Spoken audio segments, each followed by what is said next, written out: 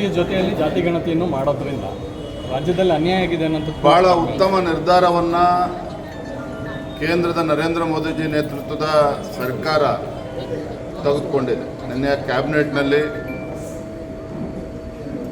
ಜನಗಣತಿಯ ಜೊತೆಯಲ್ಲಿ ಜಾತಿ ಜನಗಣತಿನೂ ಕೂಡ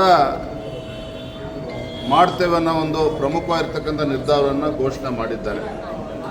ನಮಗೆಲ್ಲ ತಿಳಿದಿದೆ 1931ರ ನಂತರದಲ್ಲಿ ಯಾವಾಗಲೂ ಕೂಡ ಈ ದೇಶದಲ್ಲಿ ಜಾತಿ ಜನಗಣತಿ ಆಗಿರಲಿಲ್ಲ.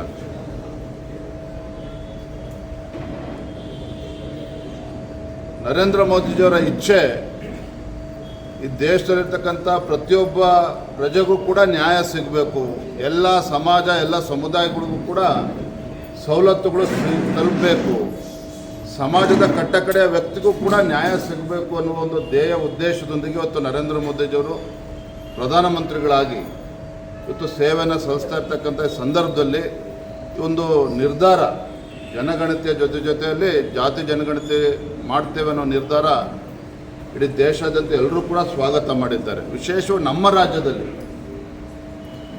ಆಡಳಿತವನ್ನು ನಡೆಸ್ತಾ ಇರ್ತಕ್ಕಂಥ ಕಾಂಗ್ರೆಸ್ ಪಕ್ಷ ಜಾತಿಗಳ ಮಧ್ಯೆ ವಿಷಬೀಜವನ್ನು ಬಿತ್ತುವ ಮುಖೇನ ಇವತ್ತು ಸಮಾಜವನ್ನು ಹೊಡಿತಕ್ಕಂಥ ಕೆಲಸ ಮಾಡ್ತಾ ಇದೆ.